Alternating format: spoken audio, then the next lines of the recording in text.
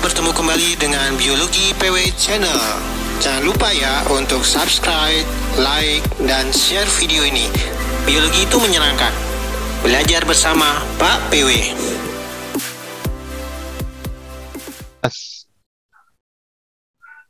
11. Perhatikan gambar penampang melintang daun berikut ini, ya. Nah, kalau di jaringan tumbuhan itu biasanya memang pakai gambar ya. Entah kalau sekarang daun, kemungkinan besok bisa akar, bisa batang, ya. Itu memang sudah biasa ya, akar, batang, daun. Itu jadi untuk bunga sangat jarang sekali. Hampir tidak mungkin untuk bunga. Tapi mungkin kalau untuk universitas bunga masuk. Ya, akar, batang, daun. Nah, ini kebetulan ini yang daun. Nah, nomor 1 ini kan kalian harus tahu nih semua fungsinya ya. Nah, ini kebetulan yang ditanyakan adalah proses fotosintesis kan. Proses fotosintesis itu atau istilah lainnya adalah asimilasi. Ya. Asimilasi ini berarti dia butuh apa namanya? Kloroplas. Atau zat hijau daun lah, ya. Nah, kalau struktur daun ini harus paham lapisan penyusunnya. Ini kan epidermis. Kemudian, ini bukan epidermis ya, nomor 1 ini biasanya kutikula ya. Ini epidermis juga, tapi ini biasanya lapisan kutikula. Ya, yang paling luar modifikasi epidermis. Lalu ini jaringan epidermis atas ya ini ya. Kemudian ini epidermis bawah.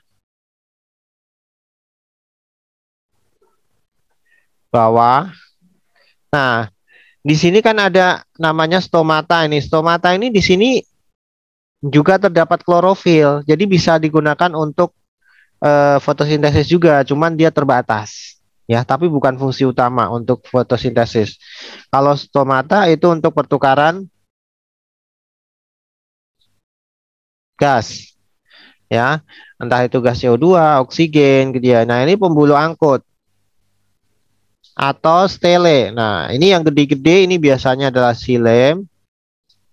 Kemudian yang kecil-kecil adalah phloem. Kemudian ini kan parenkim palisade ya, atau aerenkim. Aerenkim. Apa itu palisade jaringan tiang? Parenkim palisade atau tiang, atau nama lainnya klorenkim ya, klorenkim. Oke. Kemudian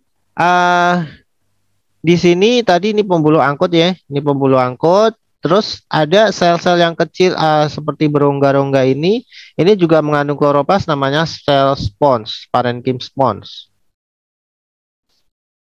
Ya. Nah, yang mengandung klorofil itu adalah ini ya, sama spons. Maka sama satunya lagi adalah stomata, tapi yang secara umum secara untuk fotosintesis itu adalah palisade dan spons. Ya. Ini organ daun. Ya, itu nomor 12. Nah, kemungkinan untuk yang besok soalnya bisa aja tentang akar, bisa aja tentang batang ya, harus dikuasai. Oke, ya saya kan nggak tahu juga yang keluar besok apa. Oke, lanjut.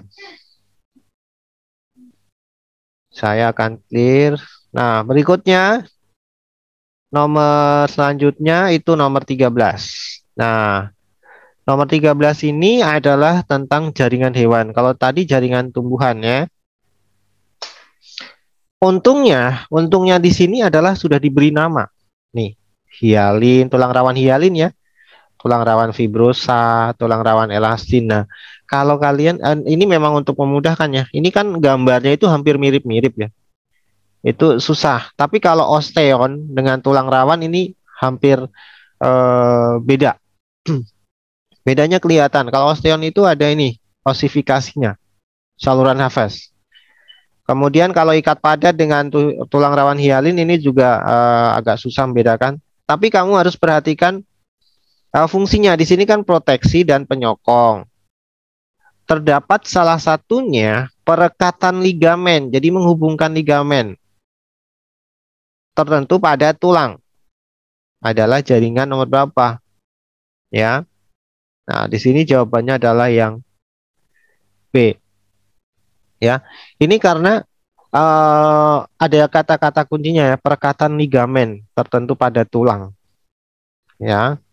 Jadi memang ada fungsi khusus. Jadi kamu harus tahu fungsinya ini untuk apa, ini untuk apa, ini untuk apa. Nah, itu yang harus dipelajari ya. Tetapi selain ini, biasanya ini selain jaringan tulang, ini kan jaringan tulang ya, sama jaringan ikat. Ini biasa ada jaringan darah, kemudian jaringan otot. Ingat ya, otot ada 3. Kemudian jaringan tadi tulang sudah, ikat sudah, otot sudah, saraf, dan jaringan lemak. Ya, nah, seperti ini. Ini secara keseluruhan harus kamu hafalin fungsinya. Fungsinya untuk apa? Ya, pelajari ya. Baik, lanjut. Saya akan clear. Selanjutnya nomor 14. Nah, ini sudah masuk ke sistem organ.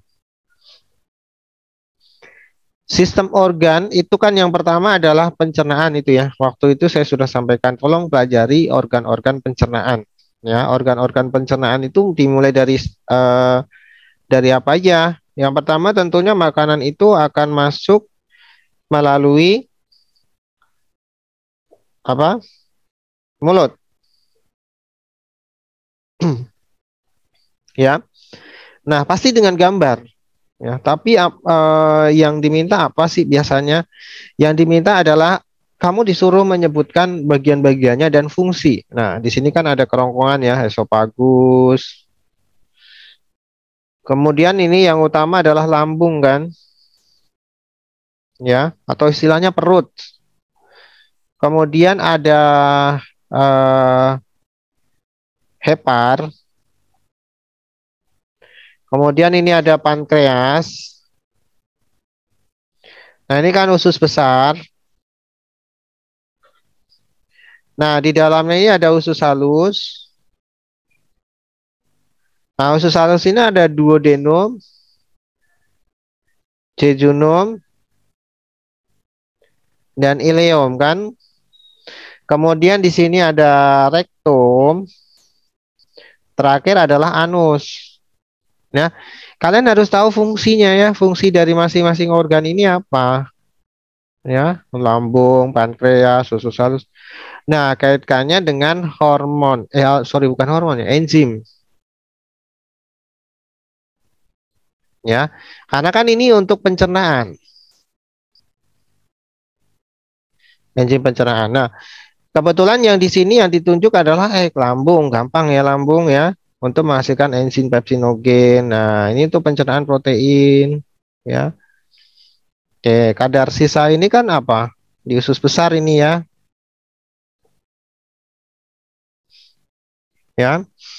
Nah, ini fungsinya yang salah, tripsinogen, kemudian bilus ini juga di pankreas, pengubahan amilum jadi aldosa itu di mulut. Jadi ini harus diperhatikan fungsi-fungsinya ya. Ini di sini mulut ada menghasilkan enzim amilase ya. Ya, enzim betialin untuk mencerna amilum. Oke. Baik, saya akan clear. Lanjut. Ini nomor sistem pencernaan ya. Jadi lebih kepada struktur dan fungsi. Nah, nomor 15 ini berbicara tentang sistem juga, tapi yang diminta adalah sistem pernafasan. Kemarin juga sudah saya katakan, sistem pernafasan nggak usah dipelajari proses nafas, proses pertukaran CO2, oksigen, itu udah nggak lagi. Tapi pelajari yang ini, penyakit. Ya, ada Ciri-ciri penyakit yang mengganggu sistem pernafasan, hampir semua sistem pernafasan kalau terserang penyakit itu sesak nafas. Ini umum ya. Ini umum. Tapi ada yang khusus. Nah, ini warna kulit kebiruan. Ini ciri khusus nih. Sakit kepala ini juga hampir semua sakit kepala ya. Tapi yang khusus ini adalah menjadi kebiruan. Kenapa kulit kita kadang menjadi membiru, bukan merah ya? Kalau merah itu kadar oksigennya tinggi. Kalau biru itu kadar CO2-nya yang tinggi ya. Kadar CO-nya tinggi tapi kekurangan oksigen ya. Dan kelainan-kelainan seperti itu biasanya disebut dengan hipoksia. Kalau pneumonia kan ini benar ya, pengertiannya benar, tapi kan terjadinya di paru-paru ya. Kemudian emfisema itu ketidaknormalan fungsi alveolus juga benar itu ya. Ini artinya benar ya.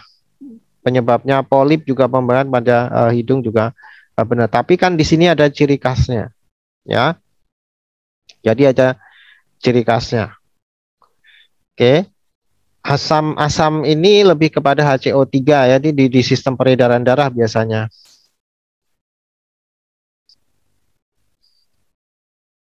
Oke. Lanjut. Nah, nomor berikutnya ini sistem pernafasan, tolong perhatikan kelainan-kelainannya ya.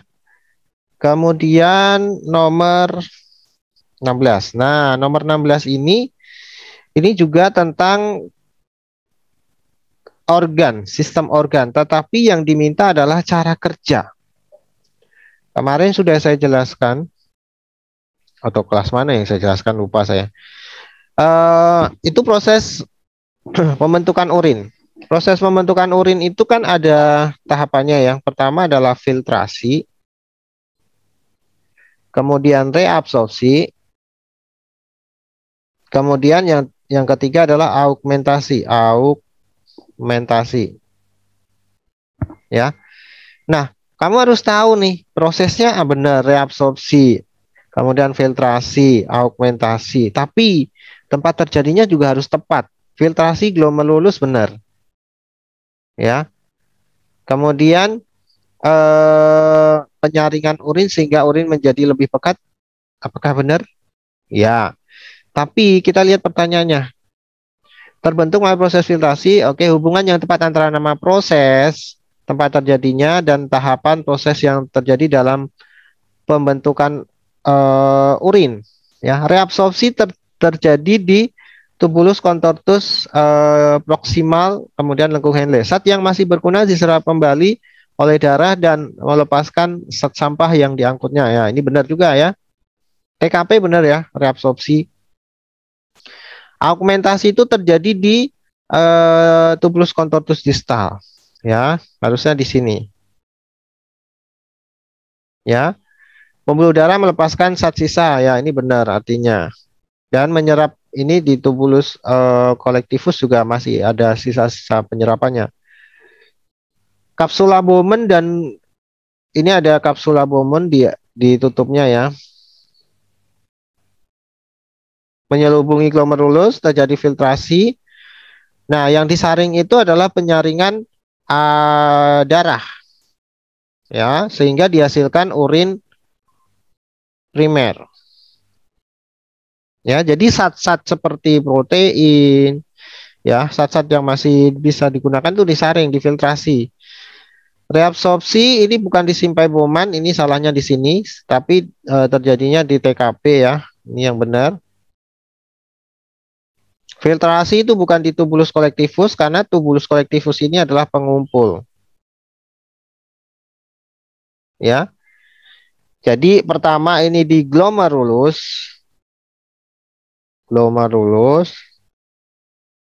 Kemudian ini TKP. Kemudian ini TKD. Ya. Oke. Jadi seperti itu. Jadi yang diminta di sini adalah mekanisme proses pembentukan urin. Ingat, ya, ini mungkin keluar lagi nih soal ini. Nah, jadi jawabannya yang tepat A ya. Karena tadi yang glomerulus ini salah, ini bukan penyaringan urin, penyaringan darah. Nomor 17. Nah, nomor 17 ini ada kaitannya dengan sistem ekskresi, tapi yang diminta adalah kelainan saja. Ya, fokuskan di sini, kelainan ginjal. Kelainan ginjal itu biasanya seseorang akan diuji dia berkelainan ginjal atau tidak, itu diambil urinnya. Lalu urin itu akan dites. Kalau dites dengan benedik, ya kemudian dipanaskan menghasilkan merah bata, ini kan berarti mengandung apa? Glukosa.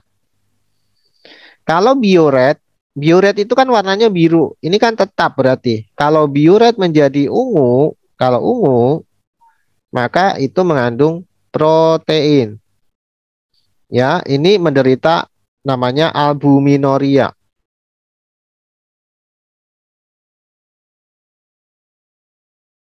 Ya. Nah, kalau Lugol, Lugol kan memang aslinya warna coklat, berarti ini nggak ngaruh ya. Kalau Lugol dia warnanya hitam, berarti itu mengandung amilum.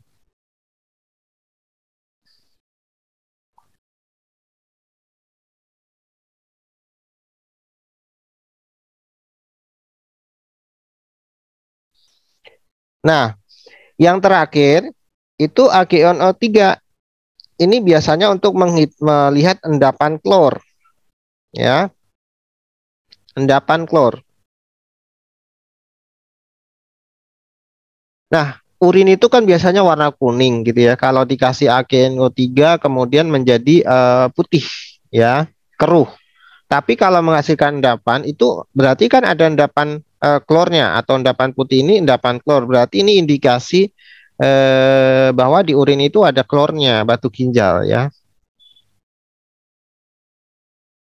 Nah, seperti ini. Nah, kalau di atas ini albuminuria ini enggak, karena kan dia warnanya biru. Bioret memang warna biru. Jadi ini tidak. Nefritis itu radang pada nefron ya. Itu juga enggak. Oke, kemudian uremia itu berarti di urinnya mengandung urea lebih banyak, itu juga enggak ya. Nah, diabetes mellitus itu karena dia mengandung glukosa ya. Glukosa, merah bata. Diabetes insipidus itu hubungannya dengan siapa sih? ADH ya. Kalau ADH-nya banyak atau ADH-nya ada, itu berarti urin akan pekat. Tapi kalau ADH tidak diproduksi, ya, maka akan terjadi diabetes insipidus atau istilahnya adalah beser gitu ya. Jadi kencing sangat intensitas kencingnya sangat tinggi gitu ya. Jadi dikit-dikit ke toilet, dikit-dikit ke toilet itu diabetes insipidus karena kekurangan hormon ADH ya, antidiuretika hormon. Oke, itu nomor 17. Jadi nanti tolong fokus di kelainan di urin ya. Lanjut. 18. Nah, ini juga kelainan pada mata ya. Kemarin kan saya juga sudah mata ya, mempelajari mata terlalu cembung sehingga bayangan benda letaknya jatuh di depan bintik kuning ya, jatuh di depan bintik kuning ya, mengalami apa ya, hanya mampu melihat benda dengan jelas dari jarak dekat ya, benda yang jauh jaraknya tidak terlalu dekat ya. Ini kamu lihat ada kelainan-kelainan miopi, kemudian apa, rabun senja, kemudian buta warna ya. Nah, seperti itu. Jadi yang kemarin di catatan juga sudah ada rabun jauh gitu ya. Oke, lanjut. Nah, nomor 19. Nomor 19 itu kan sistem hormon. Nah, sistem hormon itu Kalau kita lihat kan gambarnya seperti ini. Nomor satu itu kan hipofisis ya, dari hipofisis. Kemudian nomor dua tiroid, terus tiga paratiroid, ya.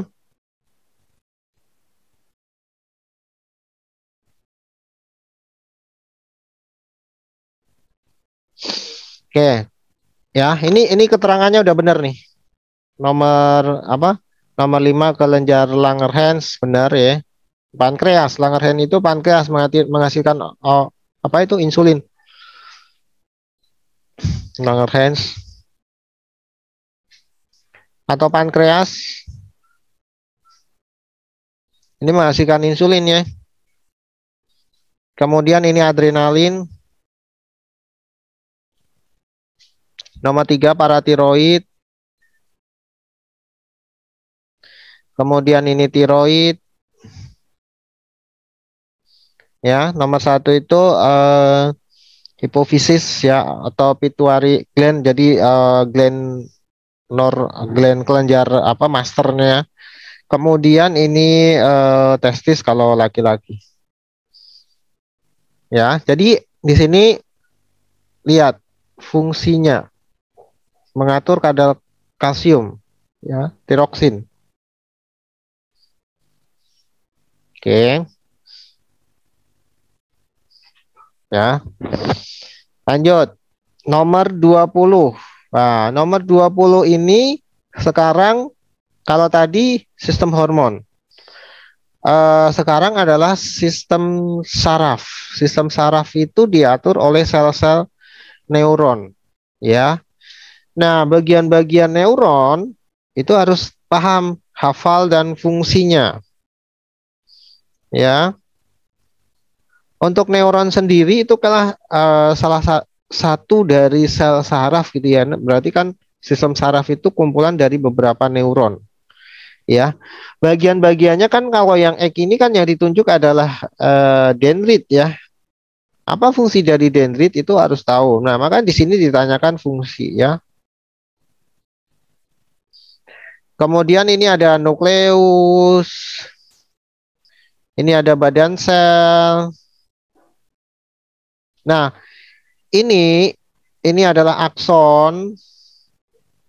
Nah, kemudian ini ada sinapsis. Nah, ini ada selubung mielin ya.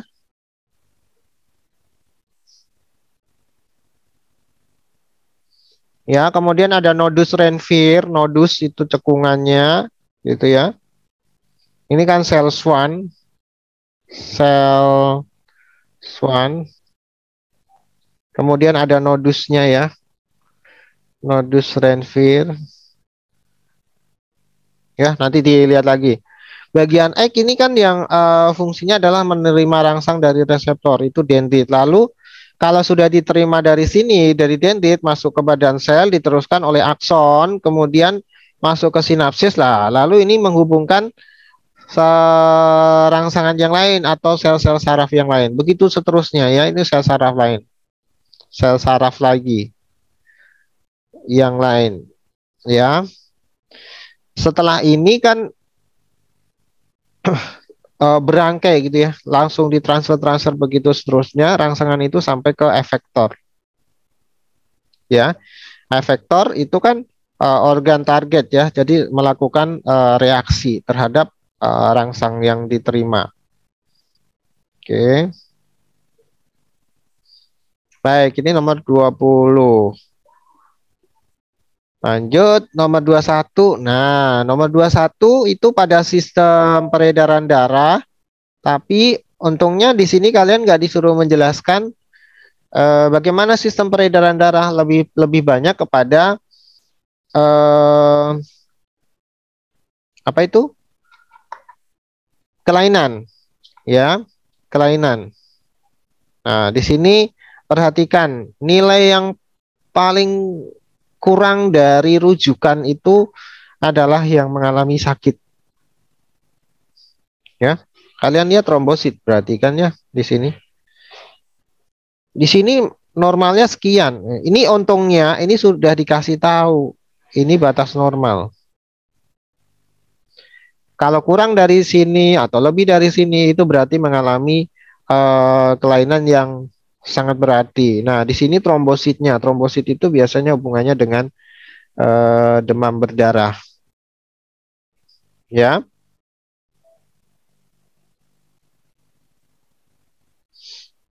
Oke, kan kemudian di situ ada leukemia, itu kanker darah, ya. Kemudian osteoporosis itu hubungannya dengan tulang. Leukositosis itu sel darah putih yang berlebihan, gitu ya. Tidak normal jumlahnya, tapi bedanya dengan leukemia, kalau leukemia itu dia lebih kepada tidak terkendali dan sel darah putih itu akan menyerang sel darah merahnya. Ya, jadi lebih ganas untuk leukemia. Kemudian kalau darah tinggi ya ini hubungannya dengan sistol diastol, ya, sistol per diastol. Ini tekanannya, jadi menghitung dengan apa itu signometer, ya, atau pengukur tekanan darah. Pak, tadi kalau leukemia apa Pak? Nah, leukemia beda dengan leukositosis, ya. Kalau leukemia itu dia ini kanker darah. Kanker darah itu kan sulit dikendalikan, kanker darah. Dari selnya memang sudah tidak normal dan dia produksinya sangat cepat dan berlebih.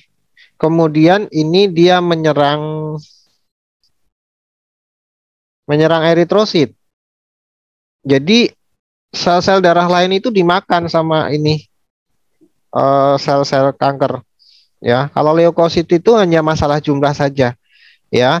Sel darah putihnya ini jumlahnya lebih tinggi, ya, dari rata itu saja misalnya. Tapi kalau nggak sampai menimbulkan leukemia ya nggak begitu bahaya, ya, leukositosis. Oke, beda ya leukemia. Jadi yang lebih bahaya yang ini karena dia menyerang yang sel-sel darah yang lainnya. Oke, lanjut ya. Nah, ini yang udah masuk kelas 12 ya. Waktunya tinggal 10 menit lagi, tinggal 4 menit lagi. Oke. Saya sampai jam berapa sih? 10 berapa ya saya? Harus selesai. 10.10 Pak. 10 berapa? 10:10 Pak. Oh iya, kurang 4 menit. Nah, ini sedikit tentang kelas 12. Nanti kelas 12 ya, saya kasih videonya juga dari kelas lain. Ini untuk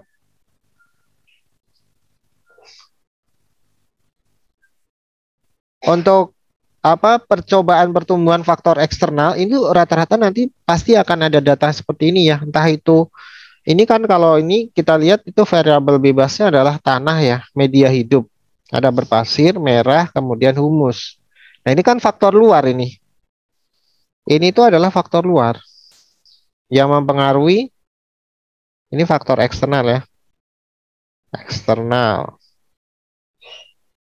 ya, mempengaruhi pertumbuhan, pasti ada pertumbuhan. Nah, kesimpulan yang diambil dari itu adalah, nah, media tanah menentukan kecepatan pertumbuhan. Ya, kamu lihat ini percepatannya bagaimana, ya, antara yang tanah berpasir merah dibandingkan, ya, dibandingkan. Ini hasilnya dibandingkan, ya. Lebih enak sih dibuat dengan grafik, ya. Kalau waktu penyiraman kenapa enggak? Kan ini sebagai kontrol biasanya, ya. Media tanah merah lebih baik, apakah iya? Enggak, karena kan ini yang bagus adalah tanah humus kan, ini, ya, pertumbuhannya. Kemudian tempat percobaan berpengaruh dalam kecepatan. Ini kan tempatnya kita nggak tahu tempatnya di mana dan kemungkinan itu sebagai variabel kontrol kalau tempat. Kualitas dari biji kita nggak sebutkan di sini, ya. Meskipun ini ada pengaruhnya, tapi dari lingkup percobaan ini kualitasnya nggak dimunculkan, gitu ya. Tapi yang dimunculkan adalah media tumbuh sama kecepatannya, ya, per minggunya. Oke, lanjut. Berikutnya, nah ini kelas 11 juga ya. Kelas 11 itu bagian-bagian sel harus paham ya. Dan fungsinya ya. Ini kan sel apa ini ya? Ini sel tumbuhan berarti ya vakuolanya gede dan selnya kotak ada dinding sel. Nah ini adalah vakuola. Kemudian ini apa ini? Eh badan Golgi. Nah yang seperti ini kan mitokondria.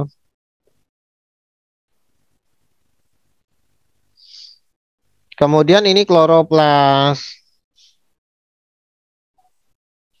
Ya, kloroplas kan berarti untuk menghasilkan oksigen, benar nggak ya? Ya, karena kan dia ini membutuhkan CO2. Ya, kalau mitokondria menghasilkan ATP ya. Kemudian ini RE, kemudian ini nukleus, ya. Ini sitoplasma. Jadi kamu kalau ada gambar seperti ini harus sudah bisa menyebutkan bagian-bagiannya, kemudian sama fungsinya ya. Tapi biasanya kalau yang ditanyakan di sini itu adalah yang jelas-jelas gambarnya berbeda ini. Perhatikan perbedaan antara mitokondria dengan kloroplas ya. Kalau mitokondria itu seperti ini, mitokondria itu lengkungannya begini. Nah, ini mitokondria. Kalau kloroplas itu hampir sama, tapi dia bertumpuk ini. Ada karena kan dia tumpukan grana. Nah, begini. Set, kemudian ini tumpuk begini, kemudian ini tumpuk begini. Beda ya. Kalau mitokondria kan lipatan-lipatan begini. Ya. Bedanya dengan kloroplas ya. Kalau ada warnanya sih udah kelihatannya warnanya lebih hijau rata-rata ya karena kloroplas mengandung klorofil. Nah, kalau kloroplas itu kan ciri kelasnya, ini kloroplas. Ini mitokondria. Kalau kloroplas itu kan ada tumpukan tilakoid. Nah, ini tumpukan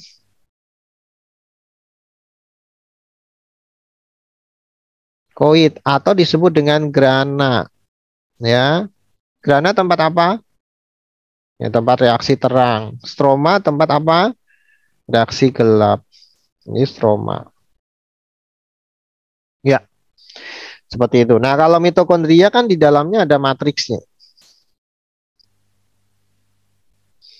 Oke, ya.